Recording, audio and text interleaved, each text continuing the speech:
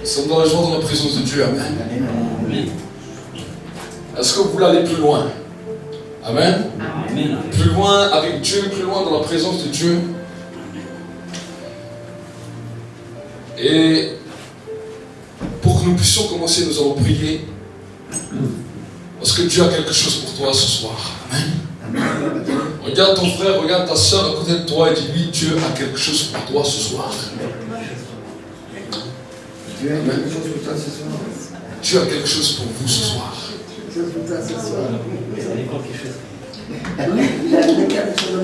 Mais avant que je puisse aller plus loin, il y a un point que tu dois comprendre. Vous savez, quand nous voulons recevoir l'onction, il y a quelque chose que nous devons saisir. Quand nous voulons recevoir l'onction, nous devons aussi honorer le oint qui vient. Est-ce que vous saisissez? La Bible nous dit, celui qui recevra un prophète en qualité de prophète recevra la récompense du prophète. Amen. Vous savez, il y a des moments, des fois, où je suis allé prêcher dans des endroits. Et quand je suis allé prêcher dans des endroits, il y a des moments où j'ai vu l'onction se manifester d'une manière puissante. Et il y a d'autres moments où j'ai vu que l'onction était comme arrêtée. Et je me suis posé des questions, je me suis dit, mais comment ça se fait? Je me suis préparé, je suis arrivé, et pourtant l'onction n'opérait pas comme elle aurait dû opérer. Et le Saint-Esprit a commencé à me parler. Au début, quand je voyais cela, je croyais que c'était moi qui n'avais pas peut-être assez pris de temps dans la présence de Dieu, assez recherché la présence de Dieu. Et le Seigneur m'a dit, quand tu vas à un endroit, explique-leur que l'onction et le oint sont les deux ensemble. Et que si quelqu'un veut recevoir l'onction, il doit aussi accepter le oint. Amen. Quand je suis arrivé des fois dans des endroits, avant que je prêche, on dit oui, on n'est pas venu ici pour écouter un homme, on est venu que pour Dieu, on ne regarde pas sur l'homme. J'aimerais vous dire, ce n'est pas une question qu'on regarde sur l'homme ou qu'on adore l'homme. Mais si Dieu envoie un oint, si Dieu envoie un messager, elle doit aussi d'accepter celui qui vient avec le message pour recevoir la récompense du oint. Amen. Et quand vous-même, vous commencez à comprendre cela, vous savez, ce qui a fait des hommes de Dieu comme Josué dans la Bible, ou comme vous pouvez voir Élisée. Tout le monde parle d'Élisée. Un homme rempli d'onction, un homme rempli de puissance. Mais avant qu'il devienne l'homme qu'il était, avant que Josué fasse même tomber les murailles de Jéricho, il a accepté le oint. En tout Israël, il n'y avait pas beaucoup qui acceptaient les oints. Ils ont vu les prodiges, ils ont vu les signes de la main de Moïse. Mais ils ne sont pas tous attachés à Moïse. Et parce qu'ils ne s'attachaient pas tous à Moïse, tous n'ont pas pu rentrer dans le pays promis, excepté deux. Est-ce que vous imaginez? Élisée. Il y avait beaucoup de prophètes du temps du prophète Élisée. La Bible nous dit même qu'il y avait les fils des prophètes qui étaient là. Mais pourtant, de tous ces messagers de prophétie, tous n'ont pas reçu l'onction d'Élisée, l'onction d'Élie. Le seul qui l'a reçu, c'est Élisée. Pourquoi? Parce que quand tous sont laissés Élie à un temps, à un moment, Élisée est venu chez lui et lui a dit, ton âme est vivante et mon âme est vivante, je ne t'abandonnerai pas. Il avait compris qu'en s'attachant au oint, il allait bénéficier de l'onction. Même dans l'église, si vous commencez à comprendre cela, l'onction qui est attachée sur nos vies va commencer à se répandre sur vous. Amen. Amen. La bénédiction, dès qu'elle commence à toucher un oint, quand tu t'attaches à ce oint, cette bénédiction te touche. Amen. C'est ça que nous devons comprendre, et c'est cette mentalité que j'aimerais que cela puisse changer dans l'église. Vous savez, on est passé par des moments, des fois de haut, des fois où nous avons vécu des divisions. Et le Saint-Esprit m'a dit, si une personne dans l'église ne s'attache pas au oint, il vient seulement pour l'onction, il vient seulement pour des bénédictions, mais qu'il ne s'attache pas au oint. Quand il amènera des personnes avec lui, ces mêmes personnes s'attacheront qu'aux bénédictions, pas au oint, et un jour ils partiront. Mais si les gens qui viennent s'attachent au oint, quand vous allez ramener des personnes, quand vous allez amener d'autres disciples, ces disciples vont aussi s'attacher au oint. Et l'église va grandir dans une nouvelle dimension, dans une nouvelle saison, dans laquelle nous allons voir la manifestation de Dieu d'une manière encore plus grande. Amen. Donc c'est pour cela que je voulais vous parler de cela avant de prier, pour que vous puissiez être connectés avec le ciel. Amen. Et que vous puissiez accepter le message du messager, pour que vous-même, vous puissiez évoluer. Amen. Amen. Ça c'est important pour vos vies. N'écoute pas à droite, à gauche. Vous savez, des fois on peut regarder sur internet les gens qui critiquent les oins, les gens qui critiquent les serviteurs de Dieu. Ils disent ouais, ce pasteur il vient du diable, ce pasteur il vient ça. N'écoutez pas ce genre de personnes. Parce que ce genre de personne est en train de vous dérouter dans votre cœur. Et quand vous allez après vous asseoir et il y a un oin devant, vous ne croirez même plus ce que le oin dit et vous passerez à côté de l'onction. Amen. Amen. Ça c'est important à savoir. Et quand vous commencez à comprendre ça, vous allez commencer à grandir. La manifestation de l'onction va commencer à se décupler dans vos vies, va commencer à vous influencer, va commencer à vous amener dans un niveau d'élévation, parce que vous aurez compris les mystères de Dieu. Amen. Merci, cher Saint-Esprit, pour ta présence. Et cher Saint-Esprit, je veux vraiment libérer ta grâce, ta présence dans ce lieu, et que ton message devienne un message explosif ce soir. Que ton message devienne un message qui va bouleverser l'Église, qui va l'amener dans un niveau de maturité, un niveau d'élévation que jamais elle n'avait encore atteinte.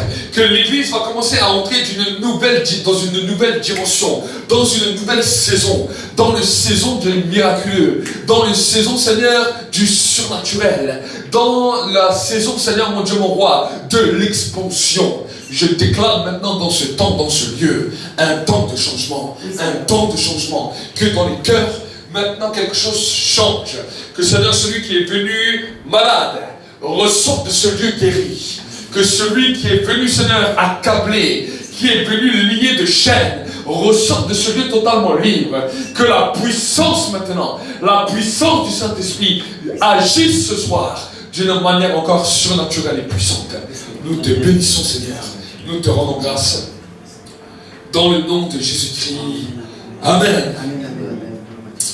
Je vais vous encourager tout de suite à ouvrir votre Bible dans le livre de Matthieu au chapitre 5 et au verset 17. Parce que quand nous allons parler de l'onction, nous allons encore parler de quelque chose qui accompagne aussi l'onction. Et j'aimerais que nous puissions ouvrir nos Bibles et voir ensemble ce que la Bible nous dit. Surtout que c'est Jésus qui parle. Matthieu au chapitre 5 et au verset 17. Regardez ce que la Bible nous dit.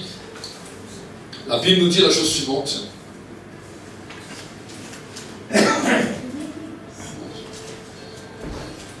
La Bible nous dit, ne pensez pas que je suis venu abolir la loi ou les prophètes. Je suis venu non pour abolir, mais pour accomplir. En vérité, je vous le dis, jusqu'à ce que le ciel et la terre passent, pas un seul iota, pas un seul trait de lettre de la loi ne passera jusqu'à ce que tout soit arrivé. Celui qui violera l'un de ses plus petits commandements et qui enseignera aux hommes à faire de même sera appelé le plus petit dans le royaume des cieux. Mais celui qui mettra en pratique et les enseignera, celui-là sera appelé grand dans le royaume des cieux. Car je vous le dis, si votre justice n'est pas supérieure à celle des scribes et des pharisiens, vous n'entrerez point dans le royaume des cieux. Amen. Amen. Amen. Cette parole est liée à l'onction. Nous voyons le oint par excellence. Celui qu'on appelle le Meshiach, celui qu'on appelle le Messie.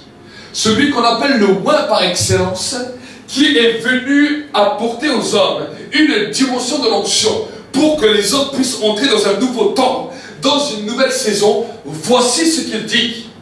Ne pensez pas que je suis venu abolir la loi ou les prophètes. Je suis venu non pour abolir, mais pour accomplir.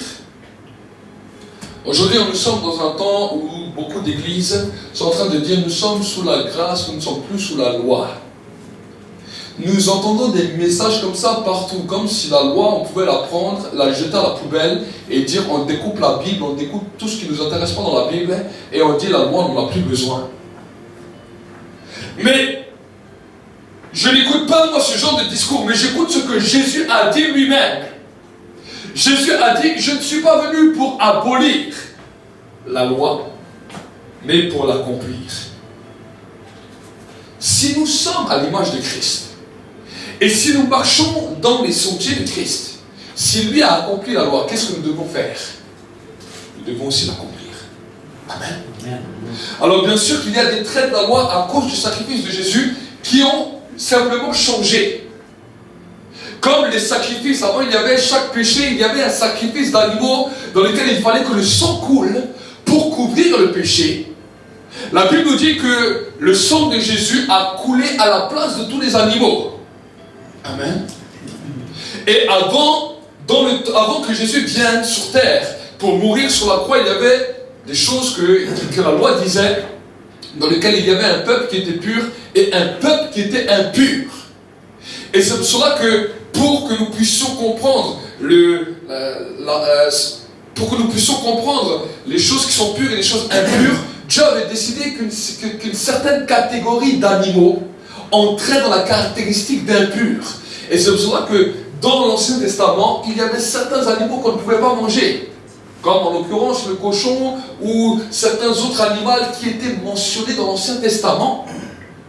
Mais à cause du sacrifice de Jésus, tous les animaux sont devenus purs d'un coup. Quand le sang de Jésus a coulé, tous les animaux ont été purifiés de sorte que l'interdiction de manger certains animaux a été levée parce que lui-même a purifié tous les animaux de la terre. Amen. Le péché avait rendu certains animaux impurs. Donc l'homme ne pouvait pas en manger. Mais quand Jésus est mort sur la croix, à cause de son sacrifice, tous les animaux sont devenus purs, de sorte que c'est pour cela que quand Pierre était là, dans un moment d'extase, et que Dieu lui a montré tous les animaux impurs, il lui a dit tu es mange, Pierre ne comprenait plus. À cause du sacrifice de Jésus, tous les animaux sont devenus purs. Amen. Mais les textes de la loi, les textes qui étaient mentionnés dans la loi, dans lesquels la Bible nous dit que nous devons apprendre à vivre avec ces textes, nous devons toujours les respecter. Je dis toujours aux personnes qui me disent nous sommes sous la loi, nous sommes sous la grâce, nous n'avons plus besoin de la loi. J'ai dit alors à ce niveau-là tu peux tuer, à ce niveau-là tu peux mentir, à ce niveau-là tu peux faire toutes sortes de choses parce que c'est mentionné dans la loi. Si cette loi tu n'as plus besoin de la respecter, tu n'as plus besoin de suivre cela. Mais Jésus nous dira la chose suivante. Regardez ce que Jésus nous dira. Celui qui violera l'un de ses plus petits commandements et qui enseignera aux hommes à faire de même sera appelé le plus petit dans le royaume des cieux. Des fois, on essaye de nous scandaliser, on nous dit l'Ancien Testament n'a plus de valeur aujourd'hui, on n'a plus besoin de regarder la loi, on n'a plus besoin de payer sa dîme, on n'a plus besoin de ça c'est pour l'Ancien Testament. J'aimerais vous dire, regarde ce que Jésus dira. Celui qui violera l'un de ses plus petits commandements et qui enseignera aux hommes à faire de même sera appelé le plus petit dans le royaume des cieux. Amen. Mais celui-là, regardez, il continuera en plus. Celui-là, car je vous le dis, mais celui qui les mettra en pratique et les enseignera, celui-là sera appelé grand dans le royaume des cieux. Est-ce qu'au ciel tu vas être appelé un grand ou est-ce que tu vas être appelé un petit? Si tu veux être appelé un grand, il y a les textes de loi que nous devons respecter et enseigner aux gens à les pratiquer. Amen. Dieu ne nous a pas donné des lois pour qu'un jour on les mette à la poubelle et on dit on n'a plus besoin de ça.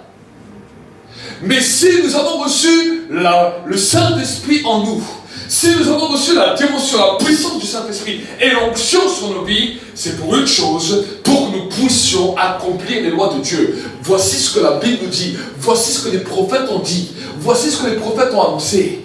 Voici, j'arracherai le cœur de pierre et je mettrai un cœur de chair, un esprit nouveau, un cœur nouveau avec mes lois gravées dans leur cœur. C'est ce que les prophètes ont dit. Et si nous avons reçu le Saint-Esprit et que nous commençons à lire la parole de Dieu, à lire les lois même que Dieu a instaurées à travers son serviteur Moïse, nous voyons qu'à force de les lire, bien des fois nous ne sommes pas toujours d'accord avec ces lois. Pourquoi? Parce qu'il y a la nature humaine. Il y a certaines choses qui vont toucher à notre propre personnalité. Il y a certaines choses que nous n'aimons pas faire. Pourquoi? Parce que ça nous dérange. Mais si nous avons Dieu, à cause du Saint-Esprit qui est en nous, nous allons commencer à accomplir ces lois. Amen. Et chose qui était dure, sans le Saint-Esprit, c'était très dur d'accomplir la loi. Quand la loi a été donnée au peuple juif, c'était très dur d'accomplir cette loi, parce qu'ils n'avaient pas le Saint-Esprit. Mais j'aimerais te dire, mon frère, ma soeur, que tu as reçu le Saint-Esprit. Et parce que tu as reçu le Saint-Esprit te donne la force et la capacité d'accomplir ces lois, parce que dans l'accomplissement de ces lois, l'onction va rester. Amen. On peut recevoir l'onction, mais l'onction peut s'évaporer parce que on n'a pas continué à alimenter cette onction. Amen. L'onction de Dieu peut être communiquée par imposition des mains. L'onction de Dieu est la puissance de Dieu que Dieu libère sur la vie d'un homme pour que l'homme agisse comme Dieu sur terre. C'est ça qu'on appelle l'onction. Et la puissance de Dieu peut être communiquée. Tu viens, je te pose les mains sur toi, et là maintenant l'onction est communiquée. L'onction, tu l'as reçue. Mais maintenant que tu l'as reçue, il faut la garder. Amen. Combien de gens vont de convention en convention, on leur impose les mains, mais ils ne gardent pas l'onction. Après 1 semaine, 2 semaines, tout est évaporé. Pourquoi? Parce qu'ils n'ont pas compris certains principes dans lesquels l'onction peut s'établir et rester. Amen. Je peux prier pour toi, libérer l'onction sur toi, mais il y a une seule chose que je ne peux pas libérer, c'est la présence de Dieu. Amen. La présence de Dieu va venir dans ta vie quand tu vas chercher Dieu, quand tu vas le rechercher toi-même, dans le temps de la prière, dans le temps de la consécration. Là, tu vas sentir la présence de Dieu.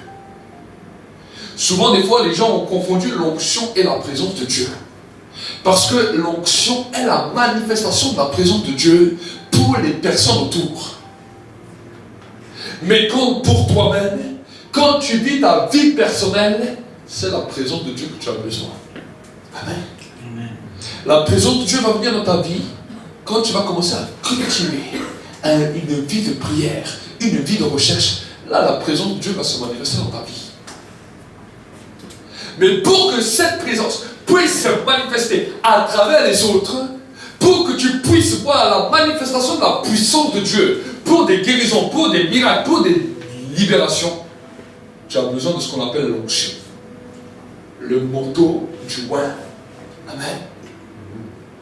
Et bien souvent, en tant que jeune croyant, ou quand nous commençons à avancer dans la foi, si on ne s'est jamais connecté à un oint, c'est pour cela qu'il est important d'avoir un endroit où tu vas avec un homme qui est oint. Amen. Parce que quand tu commences à te connecter à un homme oint, l'onction du oint va commencer à t'équiper. L'onction du oint va commencer à se saisir de toi. Et à partir de ce moment-là, dans ton humilité et dans ton intégrité, l'onction va commencer à demeurer en toi. L'onction va commencer à grandir en toi. Et tu vas commencer à saisir et à comprendre les principes de l'onction. Amen. Amen. Je me souviens que quand je me suis converti, ce n'est pas le premier jour où je me suis converti que ça y est, j'étais un homme oint.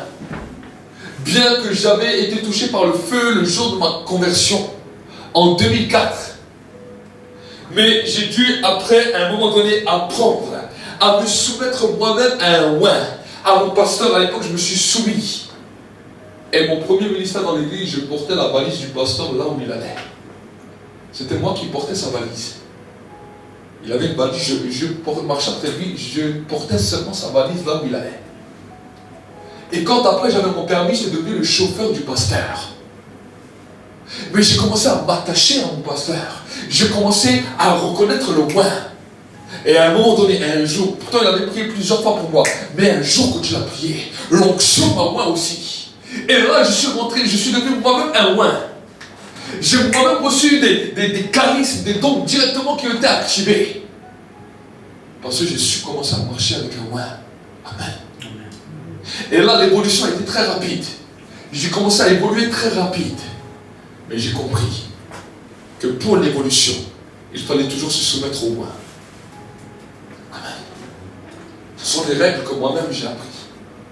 Ce sont des règles que moi-même j'ai appris à évoluer. Et j'aimerais vous dire qu'ici dans l'église, Mon désir, c'est pas simplement de dire, ah, allez, 300 personnes, 500 personnes. S'il y a 500 personnes et personne qui respecte les oins, s'il y a 1000 personnes et personne ne respecte les oins, il y aura 1000 personnes qui ne connaîtront jamais la dimension de l'onction.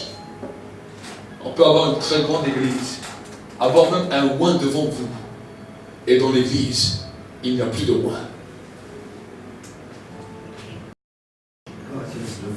Par contre, on peut peut-être ne pas être des plus nombreux, mais que toute l'église soit oint, que toute l'église soit équipée, et que chaque frère, chaque soeur devienne des oints, deviennent des hommes, des femmes qui, impactés par l'onction, deviennent aussi eux-mêmes des hommes, des femmes d'onction. Amen. Des hommes et des femmes, une armée de oints, une armée de petits Christ, une armée d'hommes et de femmes qui sont oints. C'est ça mon désir. En tant que serviteur de Dieu, c'est ça que je veux voir. Mais pour que cela puisse se produire, j'ai besoin aussi de vous pour que vous puissiez apprendre la soumission au oint. J'ai besoin aussi de vous pour que vous puissiez vous éduquer vous-même par les messages que vous recevez et éduquer aussi les autres pour que les autres respectent les oints. Amen. Nous avons besoin de vous. Et quand vous vous attachez à un oint, quand vous commencez à marcher avec un oint, à vous aussi de prier pour le oint. À vous aussi dans vos maisons de dire, voilà, Seigneur, je te demande la grâce. Parce que je sais que quand il est béni, je suis béni. Parce que je suis attaché à ce ministère. Je suis attaché à son onction. Et je te demande de le protéger. Et si quelqu'un calomnie le oint, à toi de défendre le oint. Amen. À toi de dire, je ne veux pas entendre ça. Parce que je sais que je suis au bénéfice de son onction. Si lui est détruit, ça va m'affecter. Amen. Et c'est comme ça que l'Église va commencer à grandir. Vous savez, Jésus, qui était le oint par excellence, la Bible nous dit, a choisi 12 disciples, 12 apôtres. Et la Bible nous dit qu'à un moment, Jésus leur a dit, mais venez, vous allez prier avec moi. Et Jésus a commencé à enseigner ses apôtres. Mais vous savez, devant des fois les apôtres, il y avait les pharisiens qui venaient, qui disaient, Jésus, tu chasses les démons par Belzébuth. Tu chasses les démons par Satan. Il disait ça devant les apôtres. Est-ce que vous avez entendu un des apôtres qui a dit, bon, je marche avec Jésus, les pharisiens, ils ont dit qu'ils chassent les démons par Belzébuth, je ne sais pas si je vais encore marcher avec lui. Aucun des apôtres n'a parlé comme ça. Tous les apôtres sont restés fermes dans leur position. Peu importe ce que le monde disait, peu importe ce que les gens disaient contre Jésus, ils restaient fermes. Et quand l'église primitive a commencé, même quand Pierre a été jeté en prison, je n'ai vu aucun membre de l'église qui a dit, ah ben, si Pierre a été jeté en prison, c'est parce que celui-là, il n'a pas marché droit. Parce que celui-là, il n'était pas droit. La Bible nous dit que toute l'église priait. Parce qu'il disait, si le oint est en prison, nous aussi nous souffrons, nous avons besoin de lui. Et un ange est venu la sortir de prison. Amen. Amen. La soumission au oint a permis que l'apôtre Paul, avant qu'il devienne l'apôtre Paul, comme nous le connaissons, a été soumis lui-même aux prophètes de l'église d'Antioche. Et pendant 3 ans, il était soumis à eux.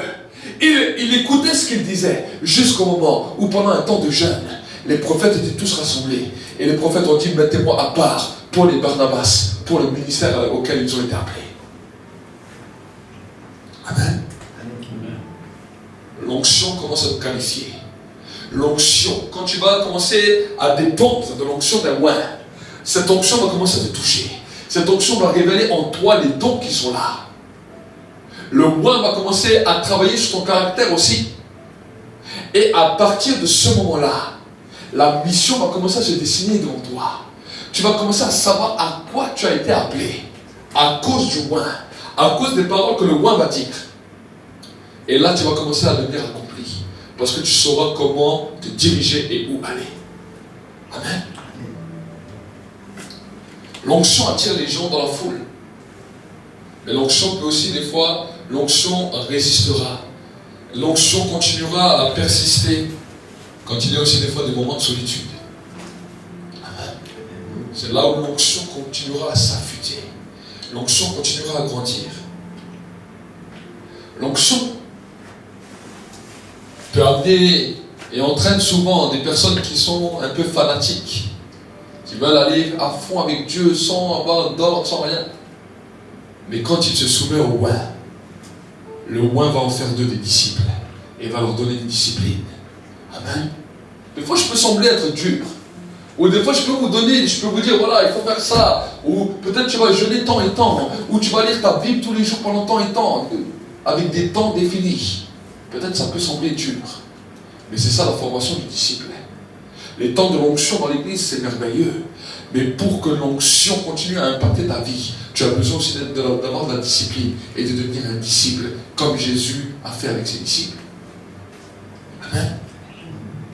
Jésus a dit la chose suivante, faites de toutes les nations les disciples et enseignez-leur ce que je vous ai transmis.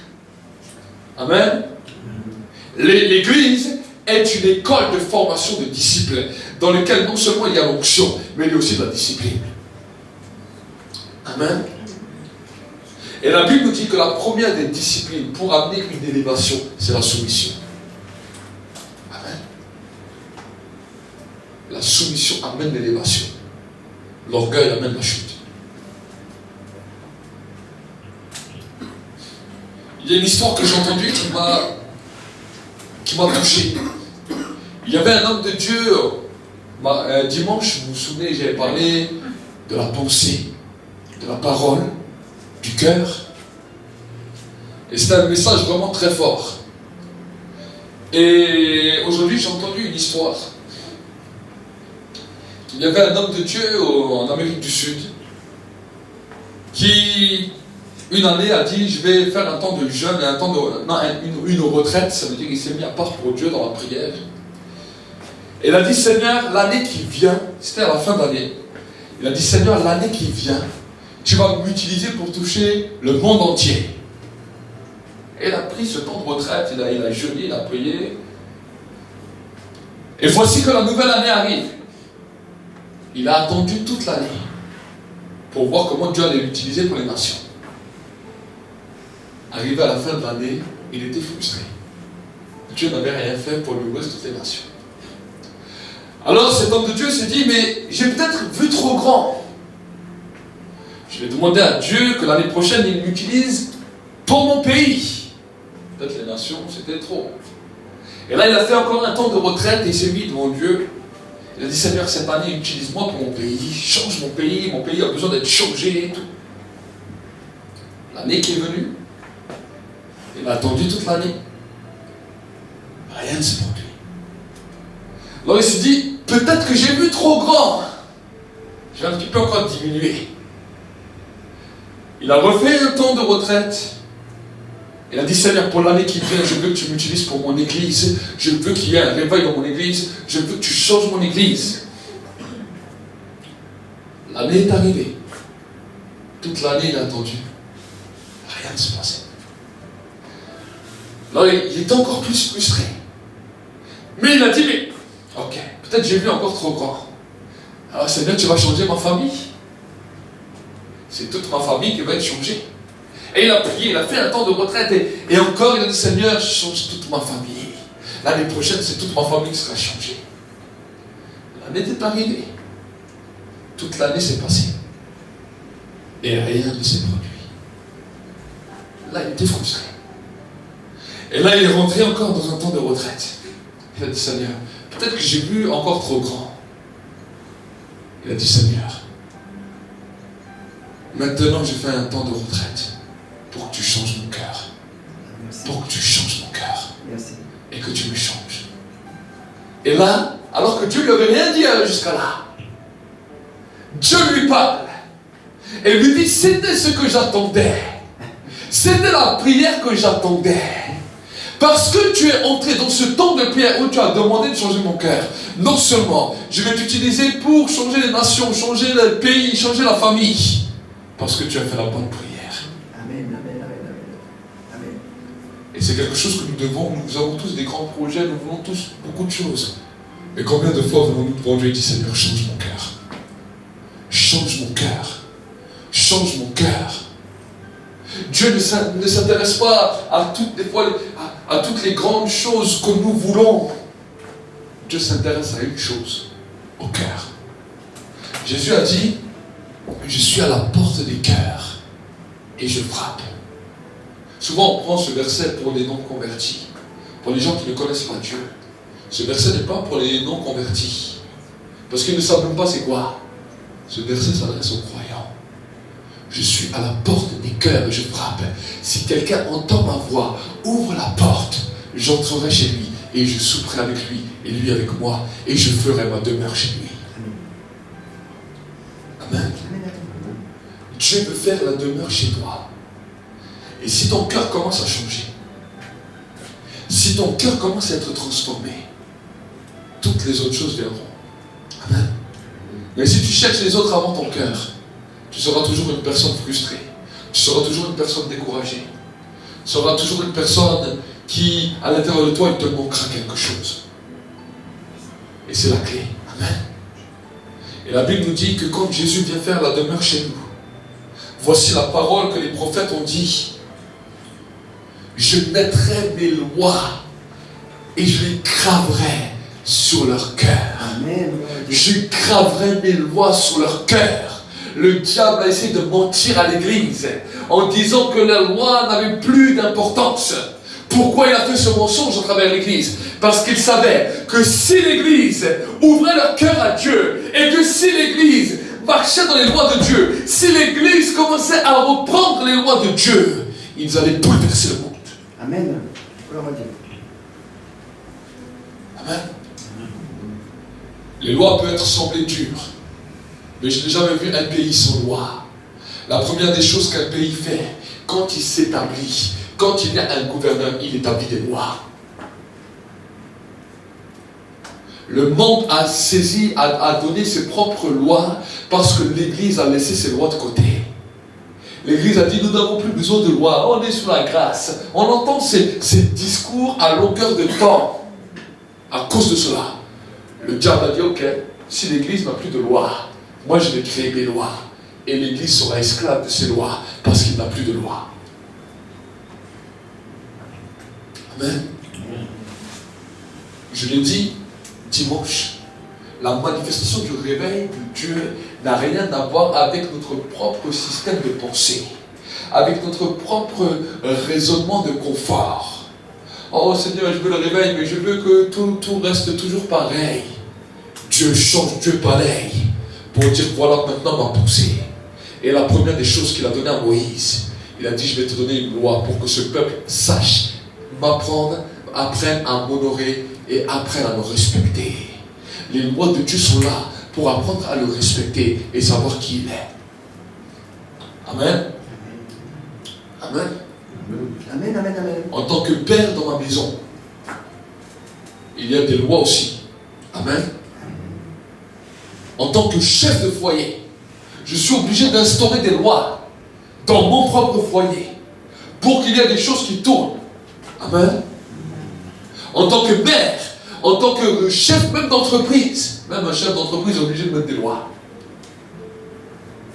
Alors pourquoi partout tout le monde essaie de mettre des lois pour que ça tourne et quand on vient dans l'église, tout le monde veut faire tout ce qu'il veut?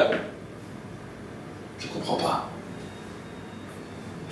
L'apôtre Paul à un moment donné il dit, quand vous vous rassemblez, ce n'est pas pour devenir meilleur, c'est pour devenir pire. Il se pose la question. Il a posé la question à une église. Il a dit, vous vous rassemblez pour devenir pire. Comment ça se fait? Après, il a compris qu'il n'y avait pas de loi, que les gens voulaient faire ce qu'ils voulaient. Alors il est venu mettre de l'ordre là où il y avait du désordre. Et je crois que l'église est un endroit où l'ordre doit régner. Amen. L'église doit être un endroit où, bien sûr, la puissance de l'Esprit agit, la puissance du Saint-Esprit agit, mais il y a un ordre dans lequel l'ordre doit régner et chaque personne doit se soumettre à cela. Amen. Dieu nous a donné des lois. Et j'aimerais vous dire, commencez à chérir ces lois. Et si quand vous lisez une loi, cette loi vous fait mal à la tête parce que ça va à l'encontre de ce que vous pensez, dites Seigneur, chaque fois que je lis cette loi me fait mal au cœur. Parce que moi j'aimerais que la loi soit un petit peu contournée pour que ça soit un peu mieux pour moi. Mais change mon cœur, parce que mon cœur est encore mauvais. Amen. Amen. Oh, il y a plein de choses qui nous plairaient. Ah, pourquoi pas, pourquoi Dieu n'a pas mis la polygamie, on pourrait avoir 10 femmes? Et pourquoi Dieu n'a pas fait ci? Et pourquoi ça? Il y a plein de choses qui nous plairaient. Et pourquoi Dieu n'a pas permis qu'on monte un petit peu? Dieu est Dieu. Amen. Amen, amen, amen. Dieu est Dieu. Il a mis des règles en place. C'est pour que nous puissions les respecter. Amen. Et au début, ça ne nous fait pas plaisir, oui. Mais Dieu le savait que ça ne te faisait pas plaisir. Mais c'est qui le boss? C'est lui ou c'est toi?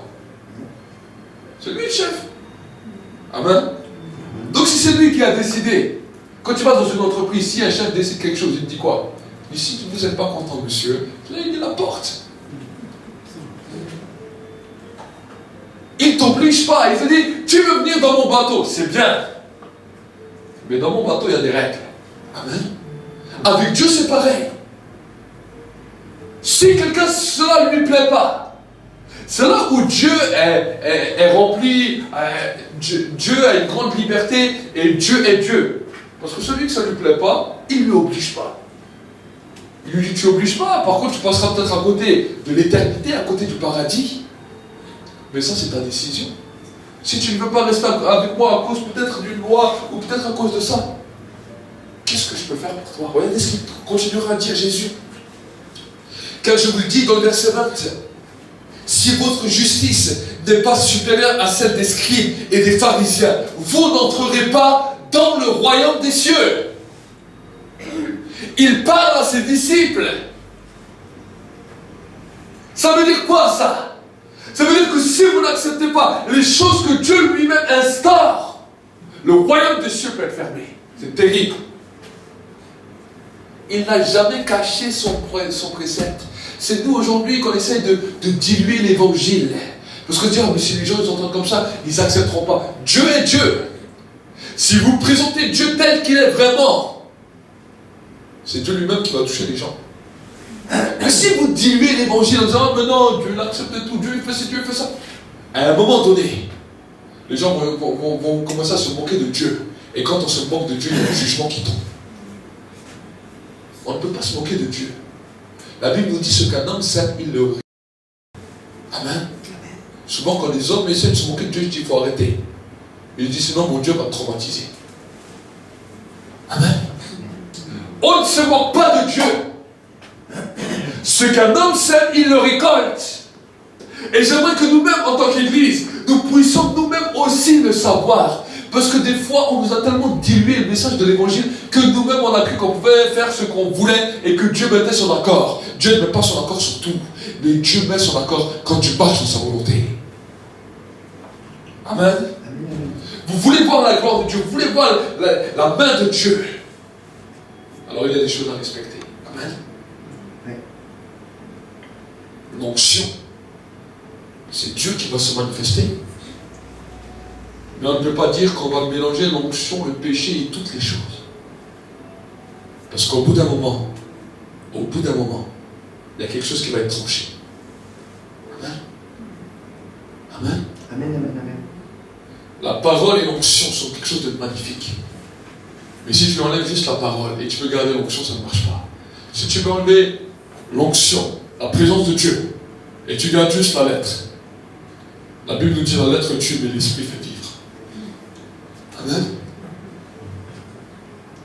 Donc, ce soir, j'aimerais vraiment t'encourager que personne ne te vole la loi de Dieu dans ta vie. Amen. Si tu veux voir des préceptes, vous savez, la Bible est pleine de lois. Vous voyez les Nombres, les Deutéronomes, tout ce que Moïse a écrit. Il y a tout le contenu. Que ce soit pour vivre une vie heureuse. Honore ton père et ta mère, afin que tu vives longtemps sur la terre et que tes jours se multiplient. Il y a des paroles de prospérité. Il nous parle de la dîme, il nous parle de l'offrande, mais après il nous dit aussi, médite ce livre de la loi jour et nuit, afin que tu aies du succès dans tout ce que tu entreprendras. Et tu vas continuer, pour chaque situation, pour chaque chose, Dieu a donné quelque chose de merveilleux. Et tout cela se produit dans la loi. Et si nous dirons en prêchant l'évangile, nous voulons oublier tous ces principes, alors vous êtes bien sûr vous avez eu le principe du ciel parce que Jésus a donné sa vie pour vos péchés. Et après l'évangile s'arrête là. Non. L'évangile va bien plus loin, bien plus profond. Parce que toutes les lettres de la loi ont un impact et ont quelque chose de puissant. Amen.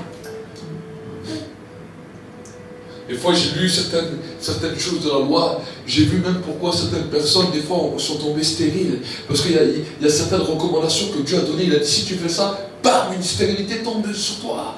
Et ça, il y a toutes sortes de recommandations que je vous encourage à lire. Aujourd'hui, je ne peux pas tout lire avec vous parce que c'est long. Mais vous avez une Bible à la maison. Ouvrez-la. Et commencez à regarder les textes de la loi. Et vous allez voir que pour chaque situation de votre vie, il y a une solution dans la loi. Amen. Donc nous voulons changer les mœurs. Et ce message aujourd'hui, c'est pour un temps de changement. Il y en a qui vont être contents, il y en a qui ne vont pas être contents. Peu importe, je réponds sur ceux qui ne sont pas contents. Amen. Mais il y a un temps nouveau, un temps de changer. Et la loi ne sera plus mise de côté. Mais la loi sera élevée à cause de l'Esprit de Dieu. J'entends l'Esprit qui crie. J'entends l'Esprit qui parle. Qui dit, où est ma loi? Où sont mes commandements? Qui respectera mes commandements pour que je puisse lui faire confiance? Dieu veut nous faire confiance. Mais comment il peut savoir s'il nous fait confiance? En voyant si ce qu'il nous recommande, nous le faisons. Mais si les choses qu'il nous recommande, on ne fait pas, comment il peut avoir confiance? Si tu vas chez un patron, il te donne des recommandations, et que toutes les recommandations, tu ne fais rien, est-ce que tu crois qu'il va avoir confiance en toi? Tu as beau lui faire tous les sourires du monde, toutes les choses du monde. Si tu ne fais pas ce qu'il te demande, il n'aura jamais confiance en toi. C'est vrai ou c'est pas vrai? Mais par contre, si tu vois qu'il commence à faire des efforts, on ne dit pas qu'il arrive dans tout, mais tu vois qu'il fait des efforts. Et peut-être là il fait un effort, là il fait un effort, là il fait un effort. Quand Dieu voit que tu fais un effort, il va t'aider. Il va dire, je vais t'aider. Tiens, viens. Amen. Je vais t'aider à aller plus loin.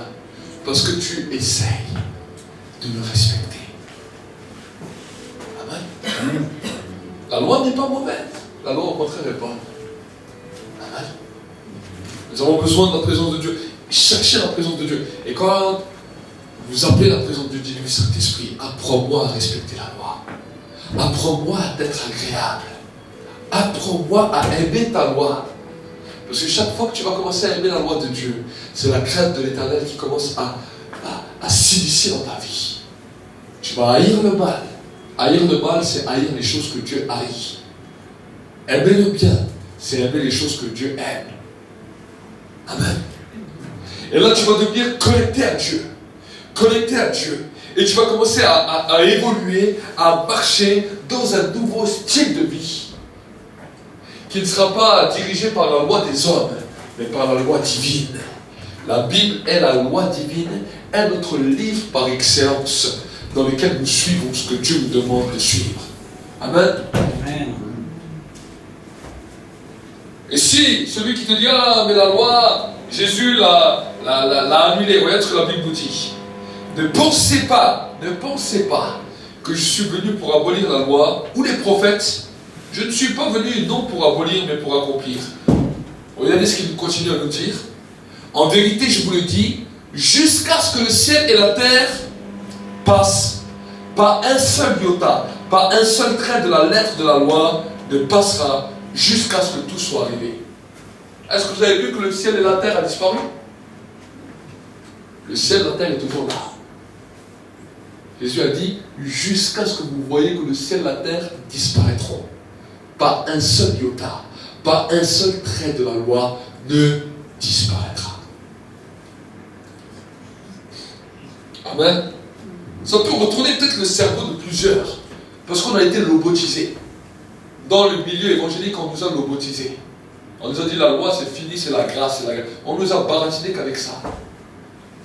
La grâce et la loi sont un. La grâce, c'est parce que tu es condamné à mort. Et que, à cause de tes péchés, tu étais voué à l'enfer. Mais la grâce est venue et a fait que tu peux devenir un fils de Dieu. Et la loi est là pour les fils de Dieu. Amen. Amen.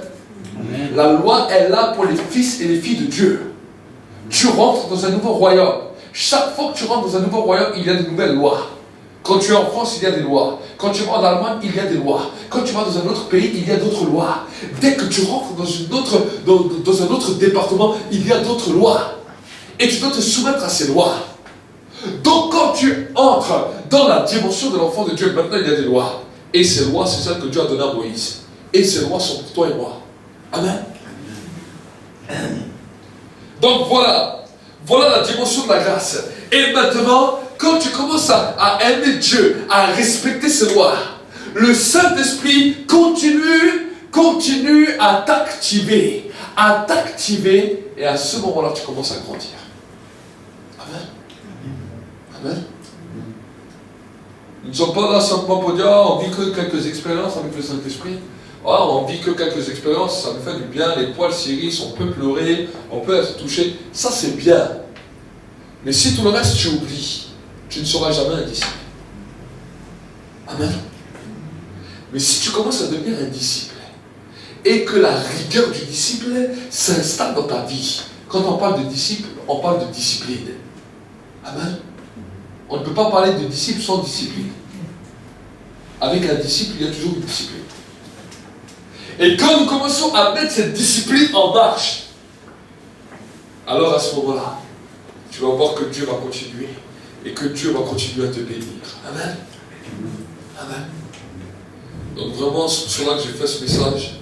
Parce que vraiment, le Seigneur me l'a mis à cœur pour que vous puissiez avancer. Amen.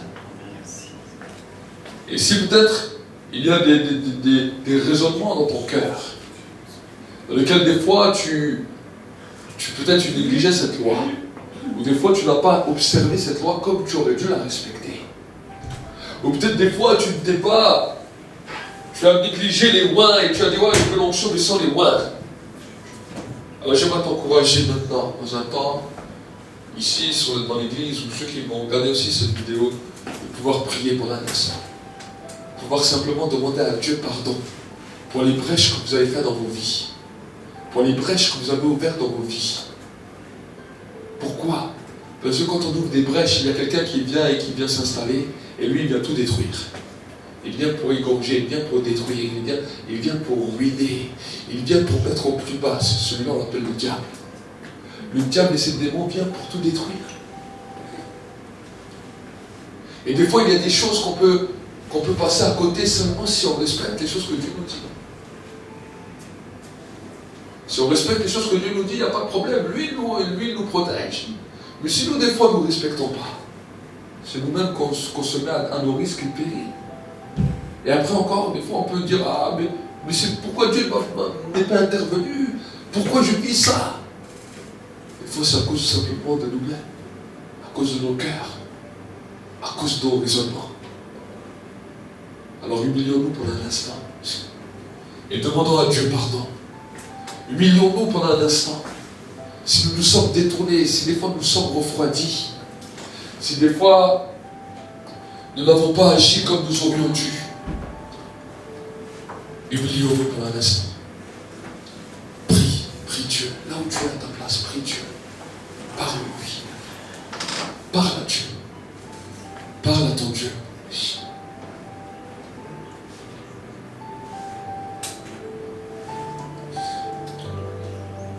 Le Seigneur a dit au prophète Ésaïe, qui enverrai-je? Qui enverrai-je? Qui enverrai-je? Vers qui le bras de l'Éternel va-t-il se tendre?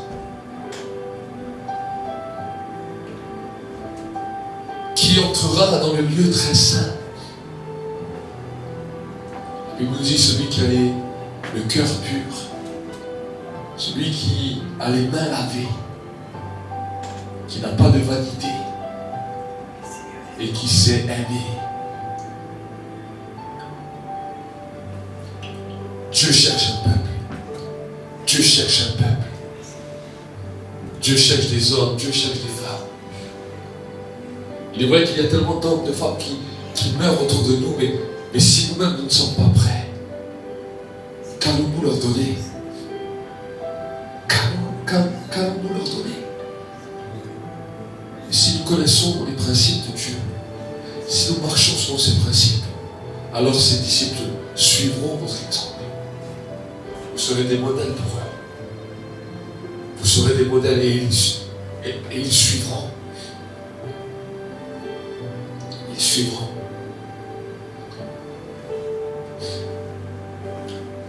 Oh, merci, cher Saint-Esprit, pour ta présence. Merci, Seigneur, pour ce temps de visitation. Je te demande, Seigneur, mon Dieu, mon roi, de continuer à parler au cœur. De continuer à parler au cœur. Et que c'est toi qui étends ta bénédiction et ta grâce. Que les lois de Dieu soient gravées dans les cœurs. Dans le nom de Jésus. Dans le nom de Jésus. Et ce soir, je vais lancer un appel. L'appel que je vais lancer, c'est à ceux et celles qui veulent prendre la détermination, pas simplement d'accepter Jésus, mais de devenir un disciple. Le temps du disciple-là, qui veut devenir un disciple, avec une discipline. Si tu sens cet appel dans ton cœur, viens devant, je vais prier pour toi. Viens devant, je vais prier pour toi. Ah, Seigneur. Toute ta grâce. Viens devant et commence à fermer les yeux, à prier devant. Toute ta grâce. Et je vais commencer et je vais prier pour vous.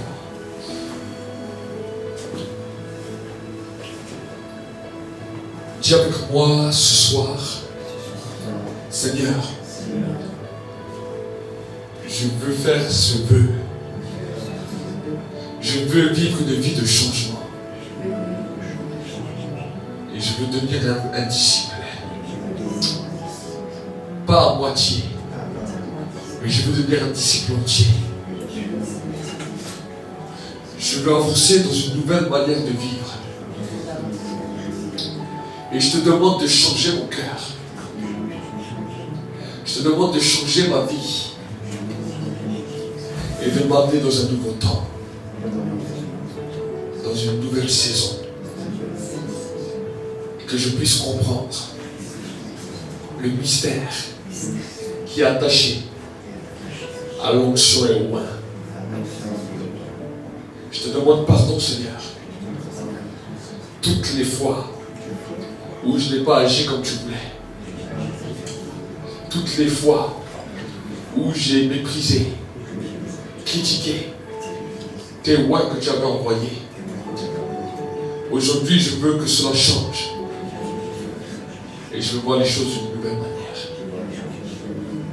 Aujourd'hui, je me déconnecte de la puissance du péché. Aujourd'hui, maintenant, je me déconnecte de tout faux enseignement qu'on m'a donné et qui a détruit ma pensée. Ta loi est bonne et j'en ai besoin pour la gloire de Dieu le Père. Au nom de Jésus.